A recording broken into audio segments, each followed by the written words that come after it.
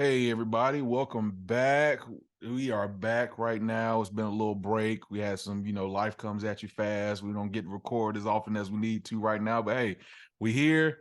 We've had the draft this past week/weekend. It was a interesting draft. I would say from my aspect, I was in Cleveland watching at a hotel, but even sitting there, I would say out of recent memory, this draft was more, I don't want to say exciting, but as far as the first two rounds, definitely a lot of movement. Like not really so much surprise picks, but a lot of teams were like super aggressive to move along in those early rounds of the draft to kind of go get guys that they wanted. And some of them, in my opinion, and we'll get into that in a short while, I felt like where some of them were reaches that I completely believe in, and other ones I feel like, okay, yeah, they wanted that need. This is a guy where, hey, if you wanted him, if that's what you want, you got to go up there and get him.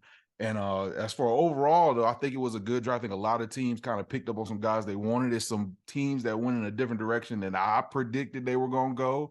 I got one of my early predictions right. I think I was texting a couple of different guys at the beginning of the draft where I was like, hey, Houston, I think it came out early in the day. I was like, yo, Houston about to come back after they draft CJ Stroud at 2 and try to hop back at 3 to go get Will Anderson, which was, in my opinion, Will Anderson was the best player in this draft. I I believe think so. as an overall player, just like if you're looking at the entire pool, I would say Will Anderson. You know what you're getting. There's no like, all right, well, he could develop into this, or there's some character issues. It was like cut and paste from the time college football season ended to the draft.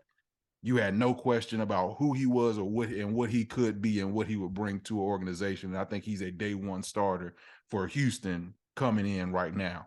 How did y'all feel about the draft, this past weekend, and kind of let's just have a discussion on it? Man, listen, I'm going to tell you this. The National Football League has spoken again for the 17th time in a row and crowned the Southeastern Conference as the best conference in the land. Oh, Okay. yeah. 17 years in a row, the SEC has been responsible for the most players drafted in the draft. And I don't see that changing anytime soon, especially with Oklahoma and Texas coming in. They both going to probably add anywhere from 3 to 5 draft picks. So that number that was 62 this year is going to probably be 72, 75 next year. And nobody's going to come close, right? Nobody's going to come close. So I start with that, with the SEC allegiance, saying, hey, listen, still the best. NFL comes and farms the SEC. They know where the talent is. In the discussion there. I was, the draft for me is always interesting. I like the teams that really address their needs. And a lot of teams really address their needs in this draft. Like you said, Van, sometimes teams just reach for a particular player, whatever the case may be. I don't know who does the scouting, how much money they make, whatever the case may be, but I could probably done a lot better for a lot cheaper than some of these teams did as far as picking their picks. But it's not my job. That's why we're here to talk about it. So overall, man, I agree with you. I think a lot of teams made a lot of aggressive moves. I think Houston was number one as far as aggression is concerned, grabbing 2 of the first 3 picks, both of them from the University of Alabama. Nothing wrong there. But we had some teams that did not do well at all. Yeah. At all. And at some point in time here, I want to make sure we talk about the teams that did well and teams that didn't. What you think, Drew? I'm right there with both of y'all. I thought the draft for me was great. Number one reason, we got Bryce Young coming to Carolina. That's all I gave a damn about. After that, I could cut it off, really. I did stay tuned in. I stayed watching the whole draft. I watched every single thing. This is my first year actually watching the draft, start from finish, not missing a beat. So that was something that was really interesting to me. And I think overall, I think teams did exactly what they needed to do. I think I got maybe 3 or 4 teams that I was like, why are you doing this? But I think for the most part, I got a lot of teams that really just did a good overall job in the draft. I was into all the trades. I know the trades was something that really caught me off guard, but I was like, shoot, I'm ready for the next one. I was just hoping the Panthers made a couple more big trades, but that didn't really see that happen. But I think everything y'all said was right on the point. I think when we get into some of these teams, I'll have more details on what I saw and what I think come from it. But I'm right there with both y'all and what y'all said. I agree 100%. Yeah. So we've had this discussion before as far as who was going to be that first quarterback off the board for the Panthers. And then you brought it up just now, Bryce Young. And I think even to me, later as the pre-draft process came down, I think even in my mind, and a lot of people that I talked to, I know Drew, you were already, I think both of y'all were already very high that, hey, Bryce Young is that number one quarterback. And I think I came around to that. And, when you look at CJ, I think he is that prototype as far as build. But when you look at the resume, Bryce Young has been doing it in the SEC, which is probably the most, like Sean, you were saying, this is the most pro-ready conference in college football, and he's done it 2 years in a row where he's looked phenomenal. 1 year where he had a bunch of weapons, and then you had this past year where it's like, we've talked about this before, the receiving core for Bama wasn't as highly regarded as it has been in the past, and he was still out there slinging it with the best of them. I'll tell you, take that. Yeah, with all, I mean, telling you that you got the Tennessee game, the LSU game, all these games, the comeback for that last second, I'm not sure if it was last second for that A&M game, he's showing time and time again, hey, I'm a winner. And I think the stats came out that in crunch time, when trailing in a game, Bryce Young was like 9 touchdowns, 0 interceptions. QBR was at like 93 in those crunch time situations. Like, even so, the height was never an issue. And I think a lot of people came around to that, like, hey, this guy is a winner. He's got the better track record. He's won the national championship. He's got the Heisman, all of this stuff going in his favor. This guy is going to be a winner from day one. Not taking anything away from CJ. I think CJ is going to come out to be a pretty good quarterback, if not a good quarterback in the National Football League. But, I really do like that decision that Carolina went with, just saying, hey, look, this is the guy. This is the guy you got to go with. 2 main points I want to make on why I knew early on that I thought Bryce was going to be the guy. And I think overall, just because if you're a smart scout, you can see once you start watching film. And I don't mean highlights. I was talking to guys the other day, and I watched all the highlights of Bryce Young. I'm like, stop watching highlights. Because highlights are going to look like Superman. Watch a full game of his decision-making, stuff like that. And the first point I want to make why I thought he was going to be the best is because he's coming in the league already mentally above everybody else, and that was proven. And I'm like, okay, I hear people like Patrick Mahomes say it wasn't until year 3 where he could start reading defenses on the field. Yep. I'm like, well, I don't want that type of issue with my quarterback. I want a quarterback who's going to come in a little bit ahead of the game. And that was one of my biggest points. I'm like, mentally, outside of everything, he's got it done. And the second thing was, I was like, okay, look what he's done with less. You saw 2 versions, like you said. That first year, it wasn't even a great receiving core. John Mechie was, to me, a little bit above average. Right. But because the receiving corps we had, he was on the field, he got playing time. And Jameson Williams was the leftovers of what CJ had. Jameson Williams transferred from Ohio State because he wasn't able to compete in that room. Right. We got a good speed guy, but it wasn't like he was playing with all 5-star receivers. And I thought when he put those 2 teams together, we succeeded because he was the quarterback. You can't say that about CJ Stroud. And I appreciate everything he did at Ohio State. I thought he had some of the best throws in the country. But to me, I thought Bryce Young could handle a team stressful. And I thought that's exactly what you're going into in the NFL. So I think that was the perfect pick for the Panthers. Home run hit number 1. And I think they traded it up. Now that it worked out, I don't think it's giving up too much in that trade. No, not at all, man. Listen, the Panthers, when I look at what they did in the draft, I give them a B in regard to their in totality, what they did. With the main thing being them getting Bryce Young, they found their quarterback of the future. But they also addressed some needs, right? They gave away some, when they traded up, they gave away a couple of picks, so that did limit what they had round to round in regards to picks. But at the end of the day, if you're gonna grab an Andrew Luck or you're gonna grab, your franchise quarterback, you do what you have to do to get that guy.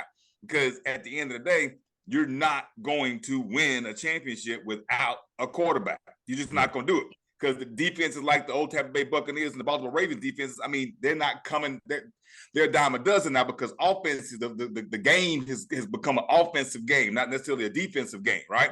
So yeah, you got to go get that quarterback, man. So I applaud the Panthers for what they did. They've set themselves up for the future, and they're gonna be a force to be reckoned with moving forward. I agree with you on the beat. I thought the second round pick, Mingo, I was like, I like the guy as a receiver, but I thought hopefully if he would have fell to the third round, maybe we could deal with that right there and get some more of a need around the offense line. You know, Right. I was able to solidify that right there with that second round pick, but I'm happy with it. I'm like, when I see number 9 in that backfield, now that we actually know what his jersey number is going to be, I don't know how he stole that from Matt Corral. We got to find the details about that one right there. Oh, But, what happened? Matt Corral wanted to go to 2 last season, but DJ Moore had it. So when DJ So he Moore went to left, 2? then he went Okay. ahead. He switched before the draft, so that number was already open. That came out, I think, today. So it worked Okay. out. I want to see him in that 9 again. It was. I got you. I miss where Matt Corral went to 2, but outside of that right there, I thought I'm right there in agreement with Panthers got to be on the draft. But that's funny though. Yeah. And talking about that Panthers roster right now, I think it's not that much different than what he was working with at Bama. I don't think the Panthers right now have a solidified number 1 receiver. I think they have a lot of number 2s that you would see in the league. You know, you got Adam Thielen, you got Mingo now, you know, you got Terrence Ross. It's a lot of guys that nobody's that guy. Now, if they can find a way in some trades, maybe during the season, or even wait till the next draft next year, which is going to be, I think, a even more talented draft next year. I think, as far as the receiver room, I think that 2024 is going to be better than this 2023 receiver class.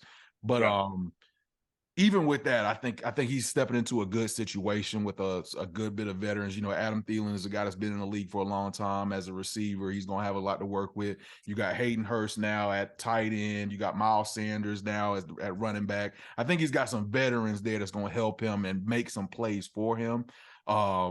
I think it's a really good situation based on where he was coming from. I think if CJ would have stepped in that situation, I think you would have saw more of a step back than you will with Bryce Young going to Carolina.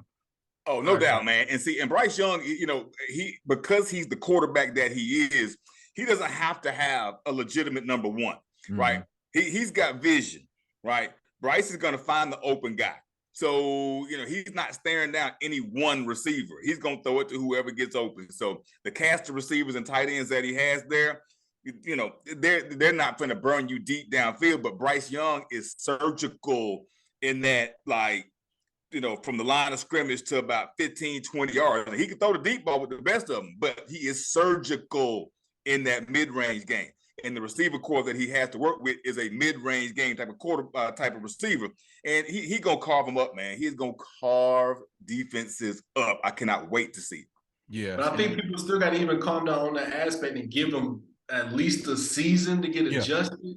I think year 2 rather than year 3 will be his breakout year. So I think that's something we're going to add on in the next offseason, add on a couple more pieces. Because I think the Panthers are getting in prime time position to fight for the division. You know, my last thing about the Panthers, I'm like, no, I think the only thing they need now is a true speed receiver. Right. I hear a lot of stories coming out about Terrence Marshall in the receiver room saying he's prime time for a breakout year. So now that we got a decent quarterback that can give him the ball, I'm ready to see what the Panthers are going to do.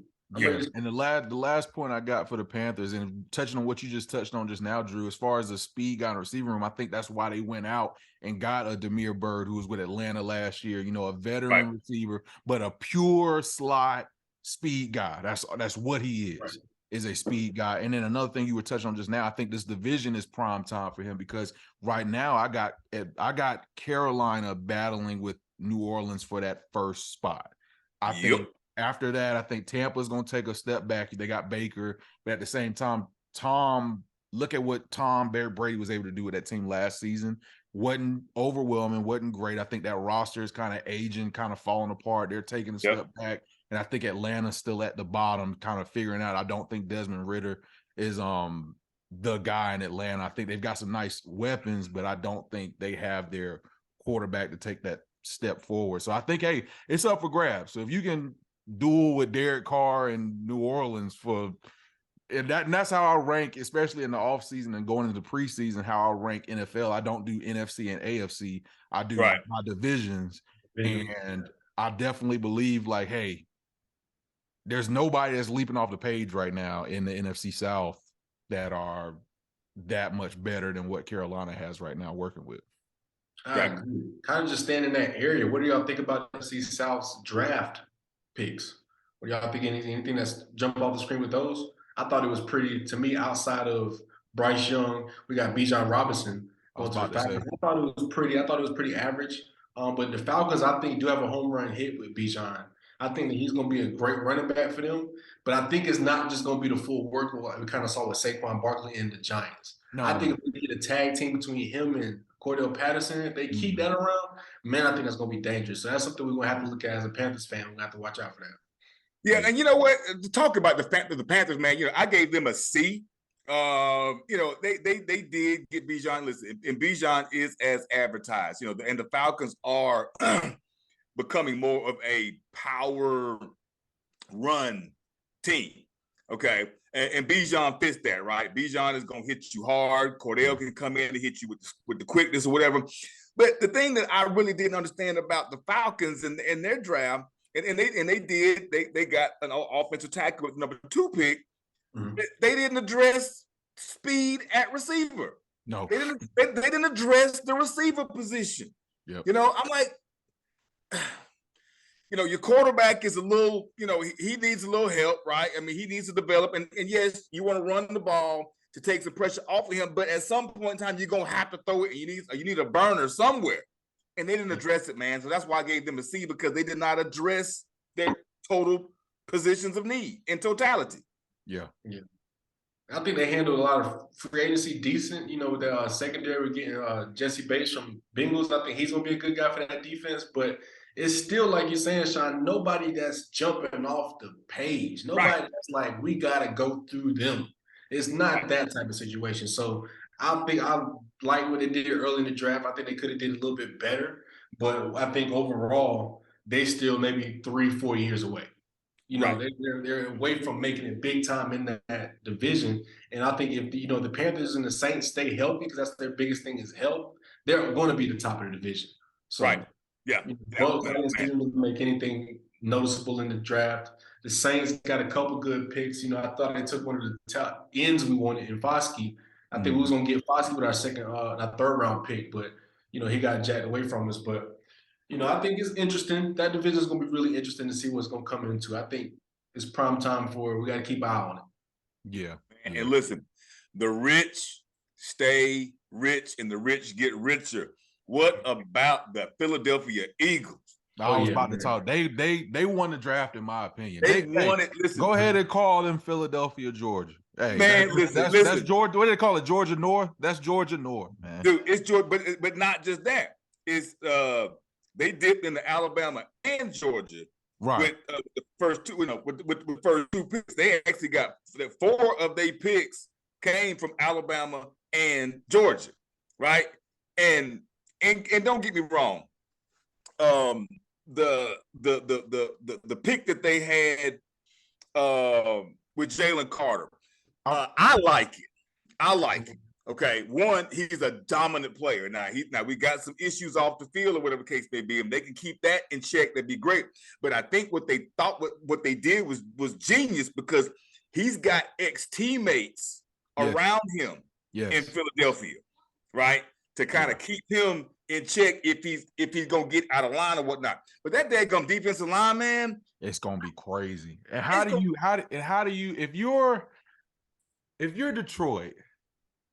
That's where I had him going to. If Detroit was aiming for Will Anderson, you need somebody to put on that defensive line to go with Hutchinson that you got last year. How do you let him? Everybody after you is not taking Jalen Carter just because the team needs. How do you let him slip through your hands right there and fall down to the Eagles to hop up there to get him at 9? And I'm telling you, it was a shock to me. And then at the end of the first round, go and get Nolan Smith on top of that. Dude. Well, what's the name? They traded back though. The Lions. The Lions traded back because of the fact that they freaked out and didn't know what to do when Will Anderson got drafted.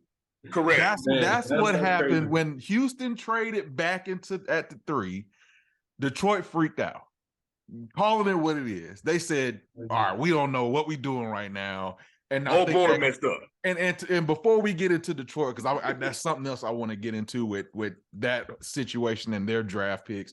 But Yeah. I think that's what happened with there. They freaked out and were like, all right, we don't know who we gonna take now.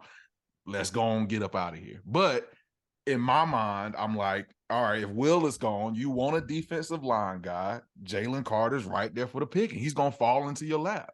He's right there.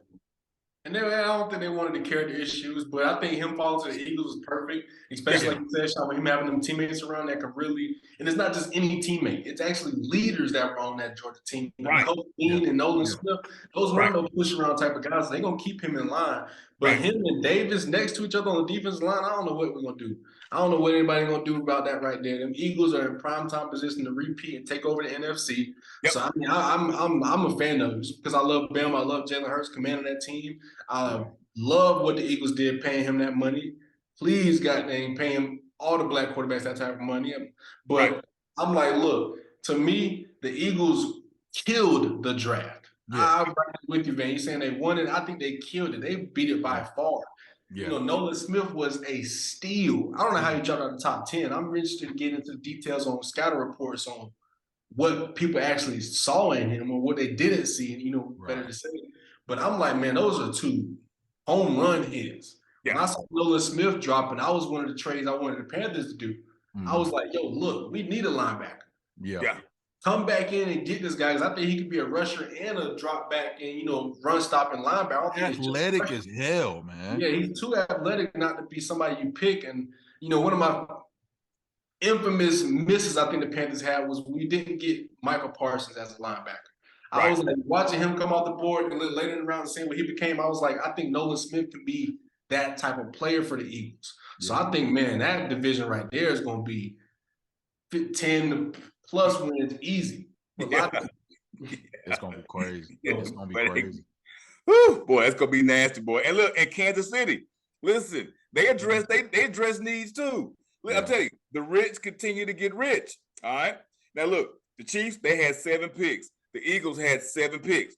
Some teams had 9, 10, 11, 12 picks and didn't do as good as the Eagles and the Chiefs did. And they at the back end of the first, you know what I'm saying? They at the bottom. Yep. You know, how do you got the 30th and the 31st pick end up with the best draft? Yeah. You know what I'm saying? Is it evaluation? Is it brain? I don't know what it is. But listen, I think it's no pressure. You got to think about how good your team already is. You're like, I just don't want to mess it up. Right. I got a good little pool of players that I can fall to me that I think will benefit the team because we're already pretty much settled. You know, so the things that they did get, I'm like, they're gonna be better. You know, it's scary to say that, but it's not like their record. I think it's not gonna get better when I say that. People don't get me wrong when you hear that, but they're going to be more formidable with depth now. Right. It's not about one injury away from, you know, season going away. Right. It's okay. We're ready for anything that can come at us now, and I think that's scary for the Eagles and the Chiefs. Yeah, man, no doubt, man. Look, I got Eagles and Chiefs back in it again next year at the end. You know what I'm saying? And I think a part of that. Predictions yet, but But I think a part of that, Drew, what you were saying, as those players fall to you down there at the back of the draft, is when you have that high draft pick and you're in that like 8 to 15 range. Yeah. There are some players in the draft where you're like, all right, they're too good to pass up on. So you feel obligated to be like, all right, I gotta take this guy if he's there. And at the same time, if somebody that you expected to be going in the top 5 falls down, now you're like, all right, do we stick to our game plan and fill a need in somebody that we pinpointed on, or do we just go completely off script and go get this guy that just fell to us and then blow up your whole draft strategy? So I think that probably has a lot to do with it as well. I want to get y'all's opinion on that number 4 pick though, that Anthony Richardson going to Indy. And how do y'all feel about that? So I give the Colts a B+. Mm-hmm. I think they had a good draft. They had 12 total picks. Okay? And it's hard to mess up 12 picks. Yeah. But that B+ that I've given them could very easily turn into an A+ if Anthony Richardson turns out to be what they think he's going to be, right? Yeah. If Anthony Richardson ends up being a bust, then that B plus turns into a D minus. You know what I'm saying? Yeah. Because it was your first pick at number 4, and you had a lot of options there, right? Right. But like I said, I think that Richardson, he's gonna need some time. I like the guy, but the player, I don't know, man. I still don't think he can hit the broadside of a barn, man. With pressure coming at him. So I don't know. We'll have to see.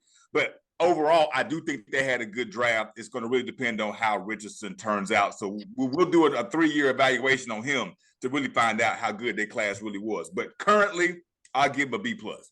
Yeah, I like their draft. I think they did a lot of good things. I thought Richardson was the guy they had to get. I thought, to me, it was Bryce Young, C.J. Stroud, Anthony Richardson. Will Levis, to me, was not in the discussion, really, for like a top 3 pick or a top 3 quarterback. But I think overall, it's going to be more of, to me now, I think he's going to have a development like a Daniel Jones. Like, I don't think it's going to come quick. I could be totally wrong. I don't think he plays like Daniel Jones. I think he'll be better off playing. But I think his development, I think you're going to see flashes. I think it's going to push into late year 3, Sean, that he's really going to come together and put it all together on the field. Now, when you think of Indy, though, I think Indy's a good place for him because it has cushion, reliable cushion around him. You think worst case scenario, we could just turn the ball around and give it to JT. That's a good cushion. So you got to think about it. They're gonna be a force in that division as long as they can stay healthy. But I think if he's not gonna really get into dominating the league, I don't even think dominating is the right word for him. I think he's gonna be pretty much a little bit above average. Where I think like top 10 quarterback. He's not gonna be like top 5, but I think he's gonna get to a point where he can really start dominating defenses late year 3, year 4. But I think overall, if you get the guy, I don't care how long it takes. I mean, you see Geno Smith, but you get somebody that took 10 years to develop. I mean, we ball out. So I like where he's at. I think they'll give him time, and we'll see. I think the Colts just were waiting on whoever fell. Yep. And look, and as a team, like I said, they did a really good job. They got a couple of value picks at 2. I think it was their second pick. Maybe it was the second pick. Will Mallory, tight end from Miami.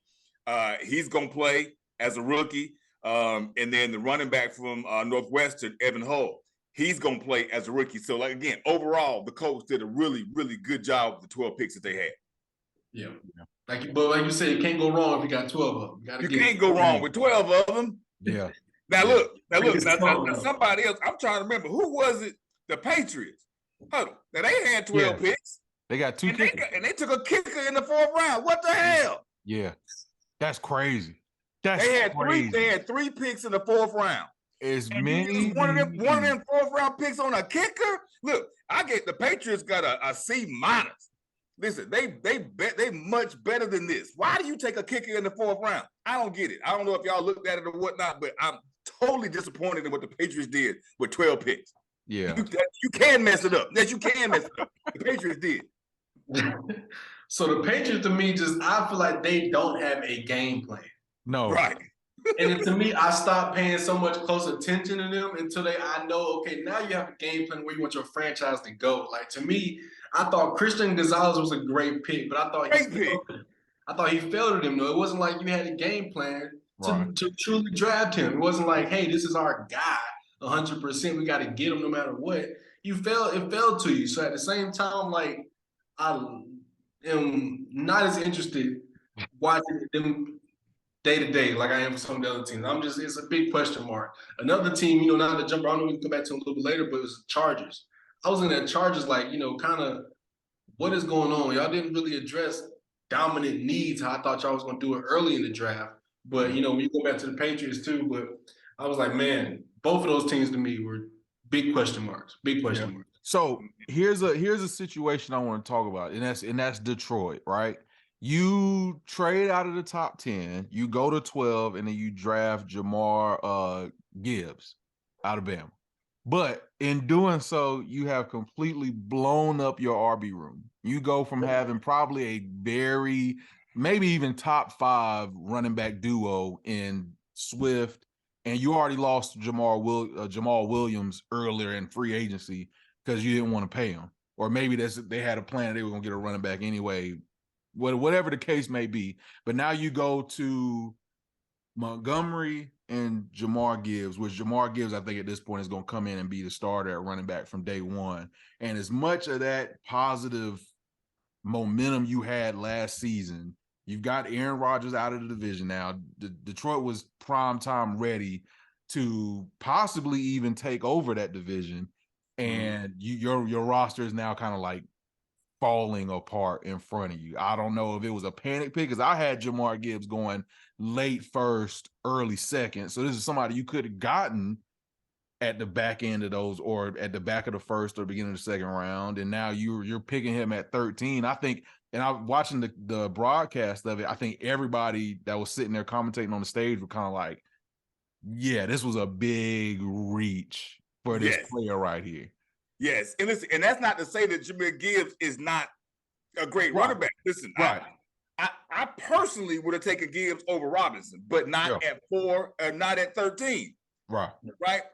It's just, we all know this. You can find value with running backs in the second, third, fourth, fifth, sixth. You can find value with running backs all over the place. There was no need to reach down and get Gibbs right then. Now, one thing I will give the Lions credit for is how many picks that they had. They had 8 picks. Brian Branch in the second round was a legit value pick for them. Yep. But outside of that, Hendon Hooker, I like that one. I like it. I like the fit there. I think that's going to take a year, 2 years to weed out Jared Goff. I do like the pick with the receiver weapons that Detroit has. I do like Hooker there. I do. Yeah. I just don't think that they did anything in the draft to drastically improve them from last year to next. Right. I just don't see it. You know what I'm saying? And you had 8 picks to get it done with, and you didn't do it. Right. When I looked at their first 5, I was all on paper, I was really satisfied. I was like, okay, the Lions did good. There can be something to be truly proud about. I understand the hype behind it. But when you really start looking at the roster that these players were added to, you start getting the questions like y'all brought up, like, y'all already had, to me, one of the most reliable running back rooms. Yeah. Yep. They were actually a team that was on Hard Knocks last year. So we actually got an in-depth look at them. And I was in that running back room like, y'all are going to be decent. Yeah. Right. I thought Swift was going to be more the premier back, and it turned out to be, Williams, because he was just a touchdown machine in the red zone. But I'm like, get rid of both? Yeah. I'm just like, okay, I understand that we're trying to see how to get young, trying to get speed. Jahmyr Gibbs is great, but he's not even the most healthy person. Right. So he didn't last the whole season at Bama with that workload. So I'm like, y'all still have to get better in these areas that y'all did draft. So I'm right there with you, Sean. And, after I look at the paper, after I really take an in-depth look at this team, I'm like, I don't see them really taking that next step that everybody's predicting. I don't think they're going to win a division. I'm making a surprise bet that either the Vikings are going to keep the division or the Bears are going to take the division, because I think Justin Fields is going to have a breakout season. Now that we got a little bit of offensive line help, in year 2 in a new system. So I think, the Vikings, but I can never trust Kirk Cousins. That's just my personal opinion. And I'm a Justin Fields fan, so I want them to be good. But Lions, I think 3rd or 4th place. Yeah. Which is crazy. They were primed up with as good as a season they had last year to come into this year, and you had your argument to say, hey, this could easily be a fight for first place in that division, just because of the losses that they had last year were less than 5-point losses. Almost every single one was less than 5. You were right there. Yeah, all you got to do is shore up a couple of areas. And I'm not like Cam Newton. I ain't gonna call nobody no randoms, but the average casual will look at the draft and say, hey, A+, A- type thing. Right. The average person will look at this and say, they did good. They got a lot of needs that they need to get done. Brian Branch, like you said, Jamar Gibbs is good. I even like Sam Laporta, and I like Jack Campbell. I thought Jack Campbell was one of the best linebackers in the draft, but to me, I think that's just the best pick they had. I thought he was the best one out. Brian Branch was second. I thought those other 2 could have been later picks. You didn't have to reach for those type of guys. But we're going to see what they put together when the season rolls around. It's going to be very interesting. Man, we'll see, brother. And listen, I know Van, you mentioned the Seahawks, man. Listen, they had 10 picks. I give the Seahawks an A. I give them an A. They addressed cornerback and wide receiver with their 2 first-round picks that they had. Me personally, I think Jackson Smith-Njigba is going to ultimately end up being one of the top receivers in the league. Geno Smith needed a little help in that regard. They gave it to him. That was a very, very smart move. Very, very smart move there behind Geno. Me personally, very quietly, I think the Seahawks had a very, very solid draft. Very, very quietly, but they addressed needs and they helped their quarterback out. I love what the Seahawks did. Yeah. I'm right there with you. I thought the Seahawks did great. I thought A+ right there with you. I thought first 5 picks again were like great. And I'm like, not any second guesses about it. And you didn't have to do too much crazy moving to get these guys. It was kind of like right on schedule where you need to get these guys. And I thought first 2 picks, best corner to me. Yep. That's my personal pick. I thought best corner in the draft. And I thought best receiver in the draft with the second pick. Yeah. To me, you got 2 top positions with the best players, and Jackson Smith-Njigba. I don't care what. Now you really don't have to care what you're talking about. Can he play outside or inside? We know exactly where he's going to be. Him and Tyler Lockett are going to rotate the slot, and that's where they're going to work. You got big DK Metcalf outside. You don't have to worry about going outside. Correct. So now that you got everything, and even the running back late round, they got 2 running backs. Yep. I thought Kenny McIntosh from Georgia is a sleeper pick. Dude, that's a huge. If he don't have to be the full workload, if Kenneth Walker's going to be the real guy, these 2 next guys, man, they got a perfect draft situation, perfect running back situation now. And if Geno, that's been my biggest question. I love Geno what he did last season. I praise him for player of the year in the aspects of unexpected player of the year. Yeah. I'm like, can you do that again with this team? Nobody's going to be surprised about you getting on the field and throwing these 300-yard games now. They're going to be game planning for you. Yeah. Making sure that you can't come do this and embarrass them like that and having these walk-off sayings after games. So it's going to be interesting with the Seahawks. But draft-wise, I give them an A. Yeah. They did very well, man. And, I'll close out, man. I mean, the Raiders, they suck. They had 9 picks. They had 9 picks, nine. And their best pick was a second-round tight end, who was really a blocking tight end. You know what I'm saying? Like, what are we doing here? Cowboys. I do like the Deuce Vaughn pick at 6. I like that. Pair him with Pollard. Right? I like that a lot. Yeah. But outside of Deuce Vaughn at 6, they also got a blocking tight end with the number 2 pick out of Michigan. Yep. I'm like, y'all the Cowboys.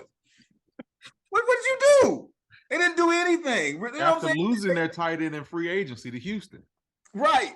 So they go pick up a blocking tight end. Now, granted, I'm not a big Prescott fan. Big point on the Cowboys. That first round pick. Now we saw Michael Parsons on live TV talking junk about these picks, talking about how he wanted this defensive tackle so bad. Yeah. Mozzie Smith. I'm like, to me, what are we doing? I thought with that pick, there was so much more talent on the board. I thought they were for sure gonna go get somebody that could pair them with himself with Michael Parsons, like Nolan Smith. I thought that was gonna be the pick. Right. We're talking about like somebody that you're gonna get like that, and y'all let the Eagles come back and take them. And I'm like, y'all just man. But I thought that first round pick with the Cowboys, and like you said, Raiders sucked. I agree with you 100% on that one. The Cowboys, I thought you could have did way better. I thought y'all played a scary draft, not the mess up draft. Yeah, they did. Yep. And so real quick, my sneaky pick from the entire draft that I think was great, and I think it's going to work out fantastically, especially now given their situation, is Baltimore getting Zay Flowers. Yeah. I think that receiving room, I think is, huh? So I'm glad y'all like it. I honestly think he's for what it's worth. You got Lamar under contract now. You're getting Odell in there. Whether he'll survive a full season, that's to be determined. But for the most part, you got him some help. I think it's a sneaky good pick. I got him being a very serviceable receiver for Baltimore from this draft. Yeah, I think he's right there with the guys that they already had. I didn't think he was too much different than what they already got in the locker room. That was my biggest thing. But look at Devin Duvernay, look at Rashad Bateman, Odell Beckham, those type of guys. I'm like, okay, where's the number one? That was my biggest question. Is Odell the number one? Are we going to use our tight end as the number one? Mark Andrews number one? Or are we still going to be run dominant? I was still kind of figuring out that to me wasn't a true, I know where I'm going with my team direction draft pick. And I was like, I love Lamar Jackson staying. I love the guy Odell Beckham forming the pass to. I love Zay Flowers to even catch the ball. But I'm like, to me, he's not going to be that dominant receiver that team is desperately looking for.